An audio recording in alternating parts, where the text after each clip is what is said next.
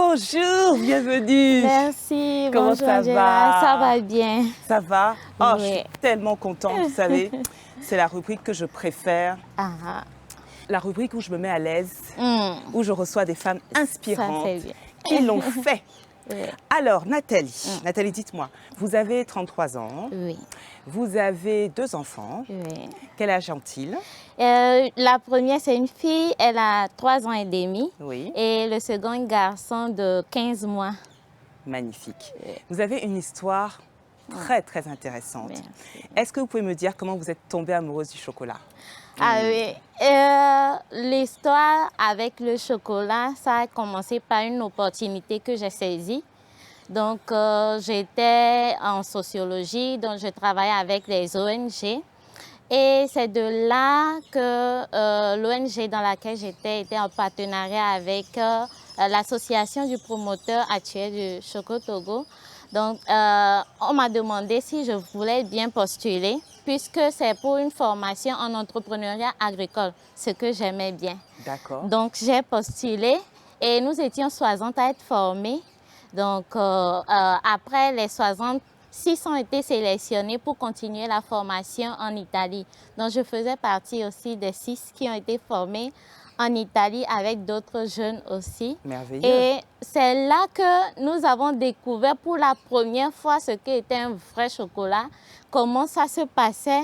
Nous avons eu des visites en entreprise et nous avons vu comment on produisait du chocolat. C'était que du chocolat à l'époque? C'était Oui. que du chocolat? C'était du chocolat. Nous avons aussi été formés en tourisme responsable, e-commerce, commerce équitable. Et vous mangez déjà du chocolat avant? Vous avez vraiment tout découvert là-bas?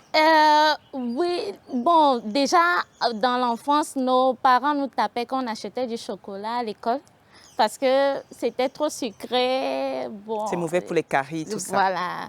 Donc là-bas, on a découvert un chocolat naturel, assez naturel. Et donc vous découvrez ça, et puis vous vous dites, bon, je vais rentrer chez moi Oui. et je vais essayer de développer quelque chose avec ça. Qu'est-ce que vous avez fait? Donc, de retour, on a été voir les cacaoculteurs et pour voir ce qui se passe au Togo. Oui. Maintenant, on nous a ouvert les yeux.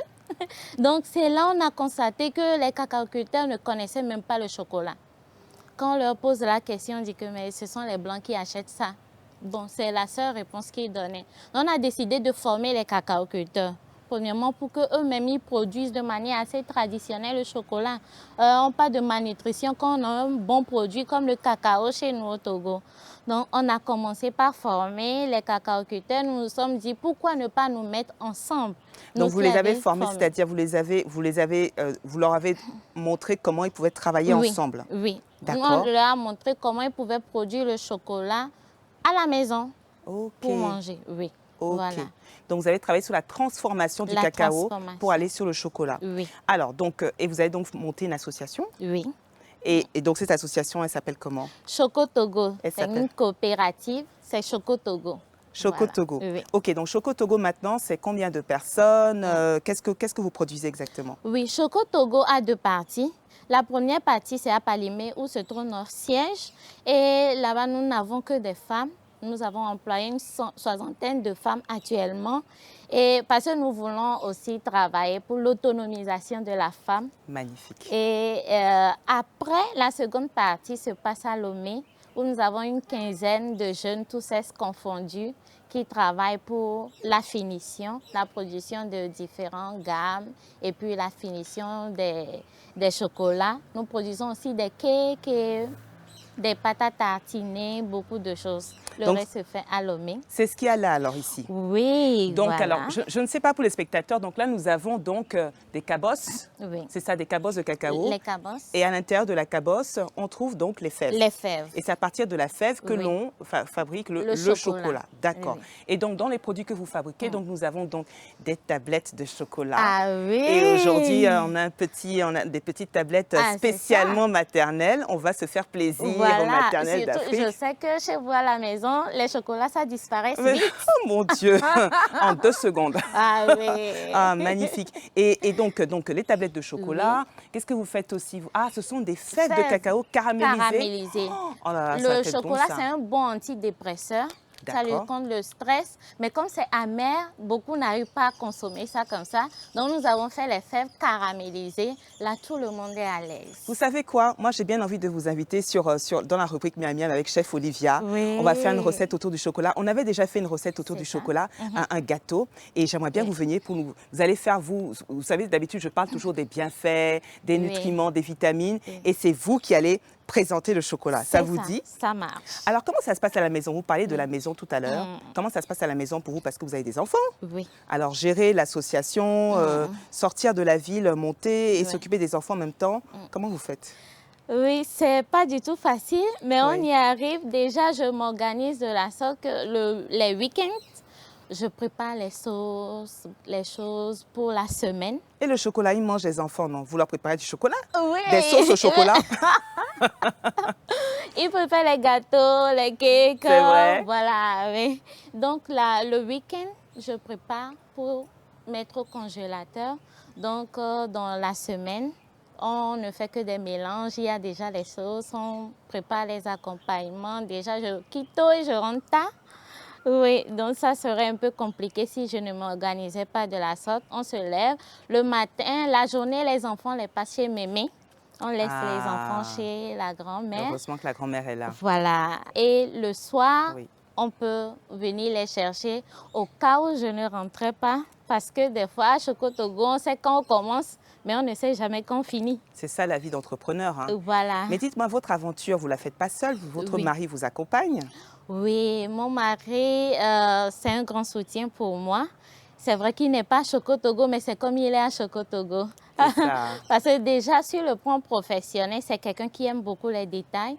Si je rédige quelque chose, je lui donne. Il lit, corrige le fond comme la forme. Il va corriger avant que je ne postule. Magnifique. Souvent, même pour les concours, il est là dans le public à me faire des signes, mais les gens ne voient pas. C'est vrai? Ah oui. Et à la maison aussi, c'est quelqu'un qui aime beaucoup la propreté. Là, déjà, le matin, quand je me réveille, il a déjà lavé les assiettes et nettoyé les choses. Vous entendez, messieurs qui regardent, vous écoutez? Voilà.